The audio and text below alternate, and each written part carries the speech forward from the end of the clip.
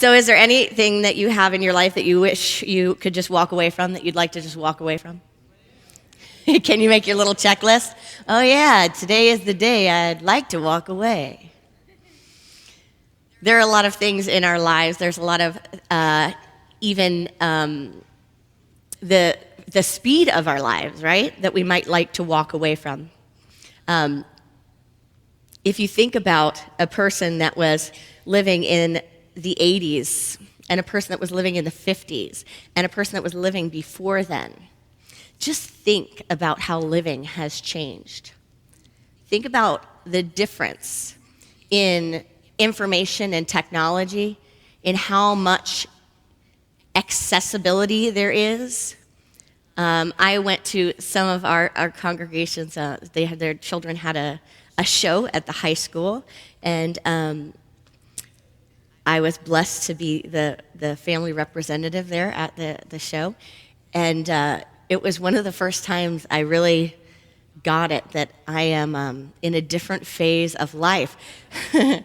Because I realized at the show, it was high school kids, and I realized if I had a child when I was, in my early 20s, I'm recognizing, and I was going, oh, I'm one of the parents here, and they're giving this little show to us. My husband and I were there, and I was realizing we're the ones they're talking about and laughing about. And the whole show was based on, can you believe it used to be like this? And they started making all these jokes, a phone used to be on the wall.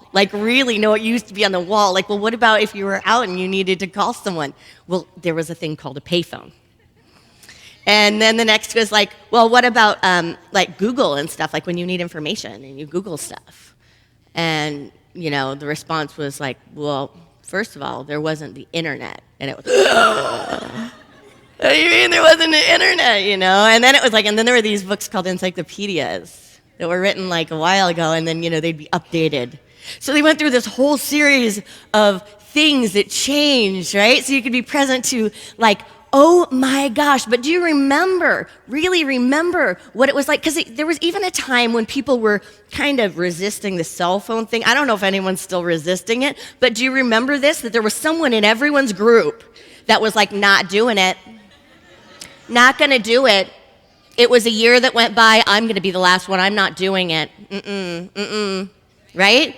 Always there was someone that was waiting to do it.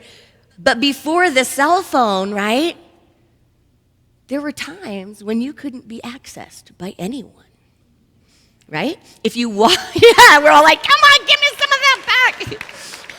There were times that if you walked out of the door, you had to have a plan, and if your plan wasn't clear, you had to, either deal with what the repercussions were or have a backup plan. Okay, so if this doesn't work and we don't meet up, then we both call, our friend Joe's house at 4:00 and figure out what's going on and where we are, right? But the second you walk out that door, nobody knows where you are. Nobody can get to you. And if you don't have a quarter in your pocket, forget it. And you're not on the right block with the phone. But now, what is it like?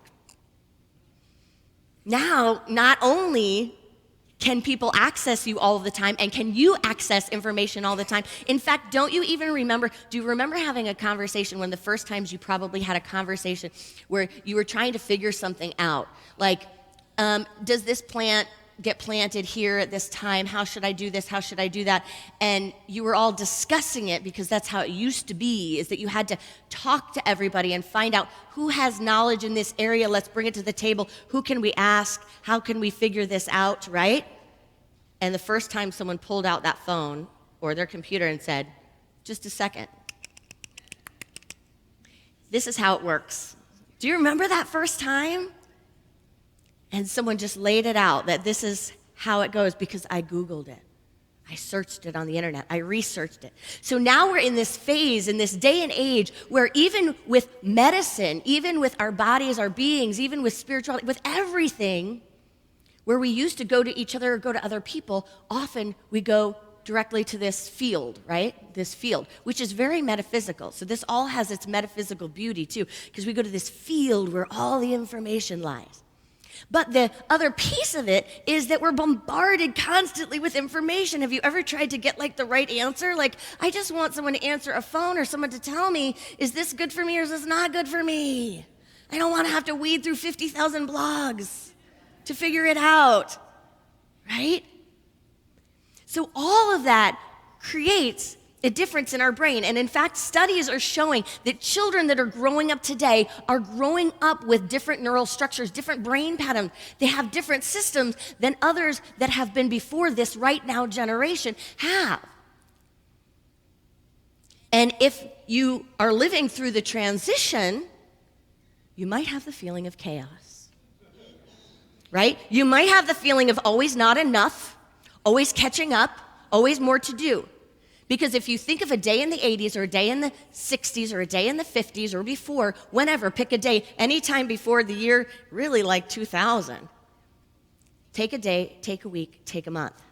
Think how much less was going on. Vibrationally, energetically, mentally. Because now we're in a phase where wherever you are, your email is coming to you. You have text messages coming to you. If you're on Facebook, you have Facebook and Facebook messages coming to you. And there was even in the Huffington Post a great article done by a photographer that took all of these pictures of people around town spending time together.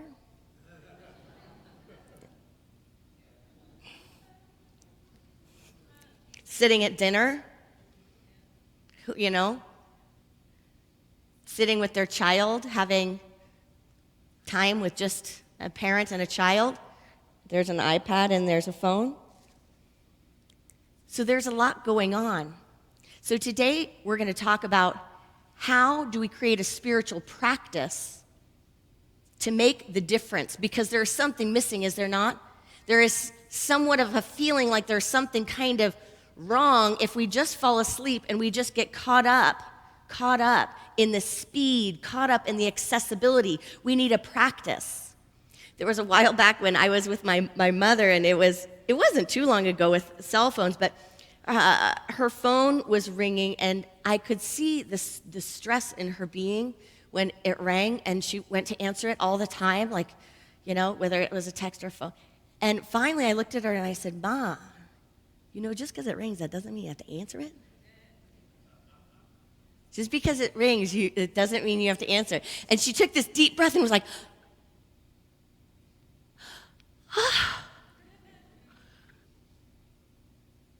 which we've probably all figured that out right now because of the speed of things.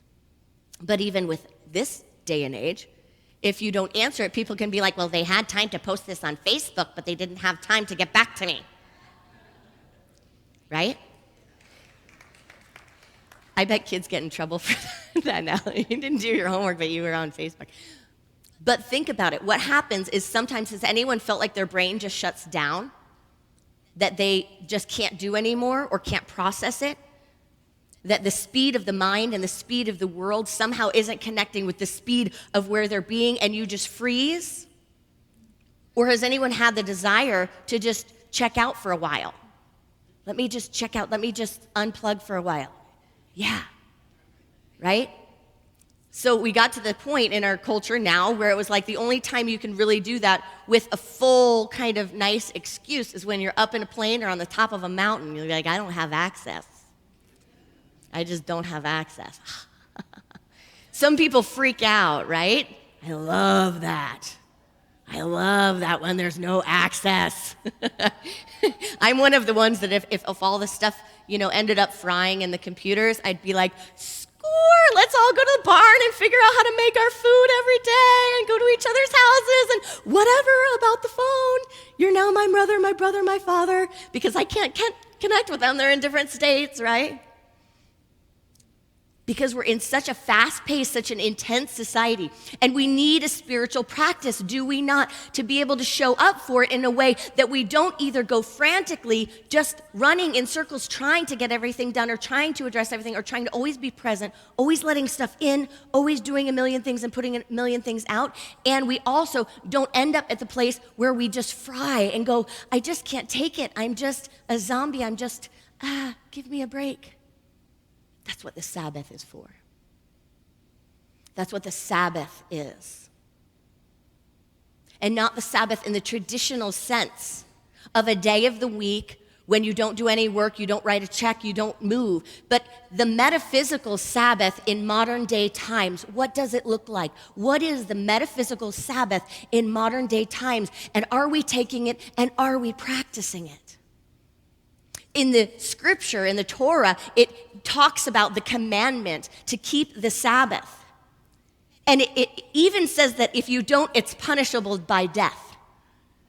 But in Unity, one of my favorite little sayings is we don't teach that Jesus died for your sins. We teach that Jesus died because of the sins, because of the error thinking of the world, because of not being able to get the beauty of the love consciousness that was embodied in this divine being that came to the planet Earth to show us all that we are an enlightened species, that we are that we are one with our source. Because people weren't ready and able to get that by the error thinking or the sins of the people, he died. And we see that all the time, right? By the error thinking of the people die, there is death. So this idea of the Sabbath being punishable by death, what if it's not so much an idea of being punishable by death, but wise elders going, if you don't have a practice of the Sabbath, there will be death. There will be death. Death of the brain cells, death of the mind, death of the life, death of, think about if we live our lives unconsciously, what have we lived? Mary Mann Morrissey always says, some people live 365 days of the year. Some people live one day 365 times. Without a practice of the Sabbath, I think we live one day 365 times. And the sad part is that we have generated an idea somehow in our culture that taking the Sabbath should be perceived as either a luxury, an indulgence, a taking too much, a oh, how lucky they are, right? A guilt. We have this work ethic of work, get done, more, bigger, better, always striving. But we know, don't we know that more, bigger, better, all of those things do nothing? All of those things do nothing. When we're not at our heart center, when we're not centered, when we're not living from our source, when we're living by might and by power, and we're not living by thy spirit, by the spirit of our being, we're here walking around, but is that living? But is that living? I was sorely disappointed to see on my last flight that not only can you get internet access, which I knew that you can pay for, but now they even had a little thing that you could pay a lesser amount, a more tempting amount, like $3 to $5 for just $3 to $5, and you can text message the whole way. And I was like, I can't see that. I have not seen that. I was at one of my Unity conferences a few years back, and it was on a cruise, which is pretty unusual. There have been 2 since my 10 years. This is my 10-year anniversary in ministry right now. So there have been 2 conferences that have been on cruises, because I think every once in a while they plan something that's a little different to try to give everyone like a real break and a real intense bonding experience. The first one I didn't go on, but the second one I did. And I was so excited to just know that I don't even need my phone. Like, I could put it in the safe the whole time, and in fact, I better, or I'm going to get a lot of roaming charges and all of this. So I can totally focus all my attention on the people who are right in front of me right now, on the processes that are going on within me right now, on this moment, on the water, in this experience. And still to this day, the minister friends and I that bonded and supported each other on that trip, and a lot of the other folks that were on that trip with us, talk about that trip as being an incredibly special time, like something so special. We've talked about it. We can't really put our fingers on what. Was it where we all were in consciousness? Was it what we shared? There was something special. I'm starting to think it's because we didn't have our plugins. But I got caught on that trip. I got caught because I told my husband before, like I put on everything else, I put on if anyone wants to retire and make $1 million, I have an invention for you. I should just start posting them. But you know how you can put an auto response for your email, and you can put an auto response for your phone, but what can't you put an auto response for? your text messages. So there's no way to tell someone I'm gone for a while without telling them I'm right here. You can actually access me. If you said, Erin is unavailable for a week and will not be able to text you back, it's like, you're sitting there texting that right now. So anyway, I had told my husband and people I won't be accessible for a week, and I was very excited about this because I am a camper, a hiker. I am an unplugged person, but you will also see me like 80% of the time on my phone doing things, which is work, which can be an interesting experience of being pulled in directions, right? So here I am, ready to have this week.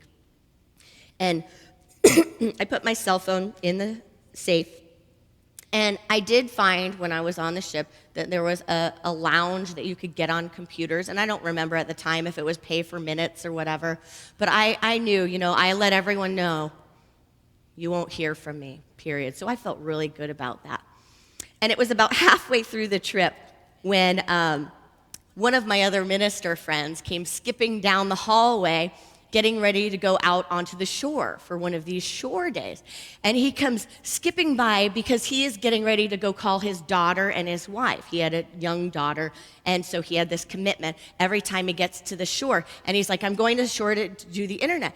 And I said, I didn't know you could get on, like you can get on when you're on the shore.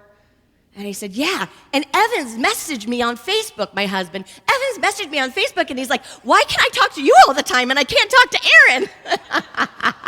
And I just looked at him and I said, Ross, don't tell him. Tell me you didn't tell him. You'll have to let him know. That's for you. I can't do that. It's not for me. I don't have that same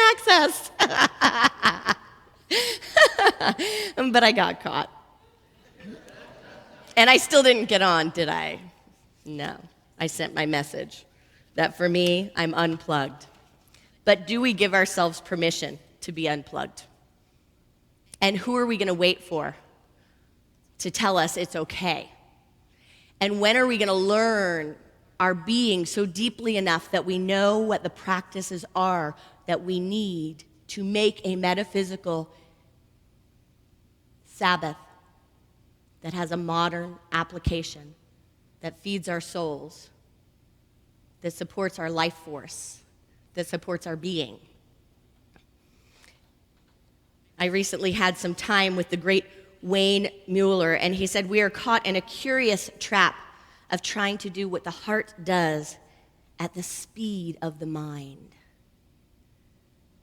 Trying to do what the heart does at the speed of the mind. Setting ourselves up for a Sabbath goes to the core meaning of the word, which is to exhale or to cease activity. To cease activity. And no, that might not mean every bit of activity. But as Wayne Mueller was saying, he said, Jesus got up in the morning and split. Left the disciples like, I'm out of here. Wake up. Oh, where is he? He split. Who gave him permission? Buddha sat under a tree. I don't think he had his cell phone. I don't think he had people pulling at him, calling him unproductive, ineffective, inefficient. Are we ready to create a society and a culture that honors the Sabbath, that honors the sacred in our time? Are we ready to create it and offer it to the world? Because I think in unity, that's one of our callings. That's one of our gifts. Wayne Mueller also said, so many of us haven't exhaled for decades. So many of us haven't exhaled for decades. It's time to exhale. Something is missing.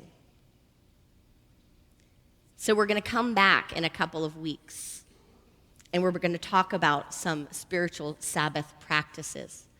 But in that meantime, I invite us all to pay attention to the pace of our lives. Pay attention to how much information is coming in, how much access there is, and how much is going out. Pay attention to how many people are asking for our energy, whether it's our children, our grandchildren, our parents. Pay attention to our always, everywhere, accessible, and available. Yes, that's God. Yes, that's God. Everywhere, always, accessible. But in order to come from our God self, our Christed mind, we have to be centered, right? Or we're giving out a lot of not our God self, a lot of our human condition, and we're keeping ourselves from the breath of life. So I invite us to really think about that, knowing that the Sabbath is the day of rest. The Sabbath, though, metaphysically does not have to be a day. It does not have to be a prescribed practice, but it has to be. It has to be.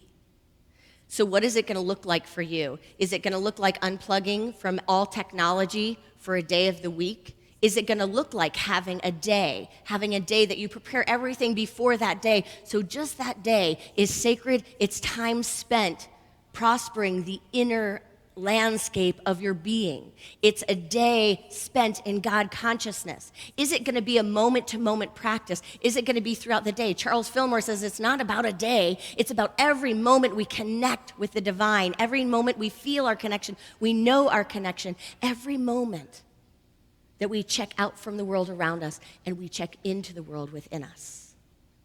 So I invite us to take on this practice. We have 2 weeks to really dive in, to see and assess what's going on, and to come up with some spiritual ideas that would create a Sabbath experience for us. Because this is not about taking a prescription out of Scripture. It's not about doing what will work for anyone else. One key is to start looking at Sabbath spots. Are there places and spaces where you can just breathe into them, presence them, where you feel the Sabbath? Start honoring that, and let's start looking at how we can put more of that in our lives. Because it's time to get all the stuff out of the way and put the fullness of our being in the way of our spirit, so that we become the way. The world will not give it to us. The world will not give it to us. And this is a great gift that unity has to offer the world. This is your life. This is my life. This is our lives. We are the creators. We design this life. Getting out of the way of the stuff means becoming the way, being absorbed in the Spirit. The world will not give us permission. The world will not offer it to us on a silver platter. The world right now is in a transition point where I don't even think it knows what the Sabbath is. Culturally, with our minds, our bodies, and our spirits. But I know that generations from now, people will create from what they inherited. People will create from what's modeled for them. People will create from what they see and what they're taught. People will create from what they learned from their elders. That's history. Wisdom passed down. That's our gift to the future. Namaste.